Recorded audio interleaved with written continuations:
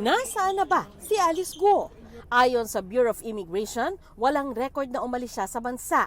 Pero base sa nakuha nilang impormasyon, may record ng pagdating niya sa Malaysia, Singapore at Indonesia. Patuloy na iniimbestigahan kung sino ang mga tumulong kay Guo. Tatlo ang tinitingnang posibleng exit point, ang Hilagang Luzon, Katimugang Luzon at Mindanao Backdoor. Ano't anuman, sumakay man ng eroplano o barko, ayon sa PAOK, nakapagtataka na walang nag-report sa immigration, sa aviation regulation agencies o sa maritime agencies sa pag-alis ni Guo. Pagtitiyak ni Pangulong Bongbong Marcos may masisibak ang pagpuslit nila ni Guo, pagpapakita ng katiwalian na nagpapahina sa justice system sa bansa at sa tiwala ng publiko sa pamahalaan. Sabi pa ng Pangulo, ilalantad ang mga nasa likod nito. Isang malawakang investigasyon na raw ang isinasagawa para matukoy ang mga tumulong kay Guo sa kanyang pagpuslit at sila ay masususpindi at papapanagutin sa batas.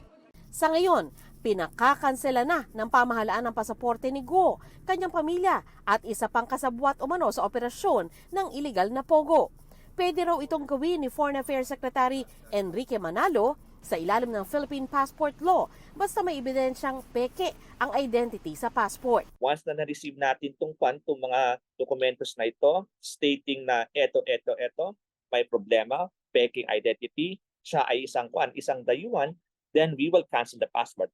Otherwise, ang requirement ito would be a court order directing us to cancel. Pag nakansel yung pasaporte, mawala na po siya ng karapatan ng magbiyahe kung saan man, i-hold na po siya ng bansa kung saan man po siya nandoon. Pag nagkaganon na po, magti-trigger na po yon ng tinatawag nating blue notice at saka red notice ng Interpol, and that would allow the law enforcement agencies ng lugar na yon to arrest them and transfer them to the Philippines. Pero hindi mabilisan ang prosesong tinutukoy ng PAOK. Sa ngayon kasi, isa sa basehan ng kanselasyon ng passport ay ang warrant of arrest na inilabas ng Senado dahil sa hindi pagdalo ni Guo sa mga pagdinig tungkol sa mga pogo. Wala pa kasing warrant or arrest order, anything from the court pwedeng gawin para sa mga ganong Interpol activities. Siyempre, prerogative ng government kung ano yung gusto nilang gawin. Pero sa akin kasi, yung warrant ni Alice, tungkol lang yun doon sa Senate contempt. Nakipag-ugnayan na raw ang NBI sa Interpol para ilagay sa Blue Notice list si Guo para hindi na siya makapagpalipat-lipat ng bansa. Yung red notice po ay pagka may criminal case pending. Yung blue notice, watch out lang yan. Ganun lang po yun. No. Siyempre, merong ganong request. Nakikipag-usap kami, nakikipag-coordinate kami. Wala pang sagot sa amin. Pero ang mismong pag-aresto sa kanya at pagpapauwi sa Pilipinas, hiwalay na proseso pa. There are many legal avenues available to the Philippine government. Sabi ni Solicitor General Menardo Guevara, ang extradition o pagpapabalik sa bansa ng isang tao ay pwede lang gawin para paharapin siya sa kasong kriminal. Sa ngayon, ang mga nakaambang kasong kriminal laban kay Guo ay ang qualified human trafficking na iniimbestigahan ng DOJ at material misrepresentation na iniimbestigahan ng COMELEC. Kung totoong nasa Indonesia raw si Guo, merong extradition treaty ang Pilipinas sa Indonesia, sabi ng DFA. Sa Martes, magkakaroon ng pagdinig ang Senate Justice Subcommittee para imbestigahan ang pagpuslit ni Guo.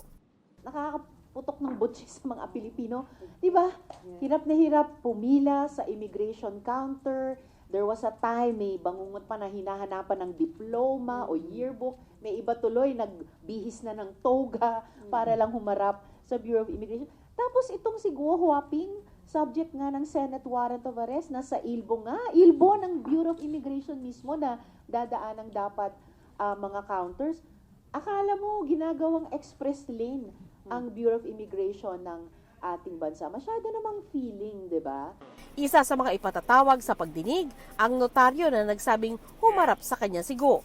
Kung totoo man, na labas-masok siya dito, nakatakas siya noon, pero pabalik-balik pa rin dito, all the more, maitatanong, paano nangyayari yun? Isang tao na wanted ng Senate on the strength of our warrant of arrest, makakaalis lamang at makakabalik kung kailan niya gusto.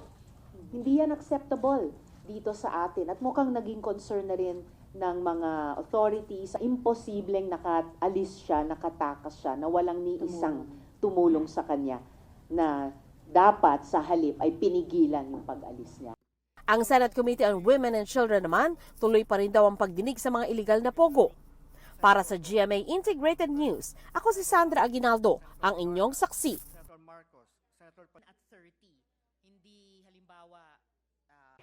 Mga kapuso, sama-sama tayong maging saksi.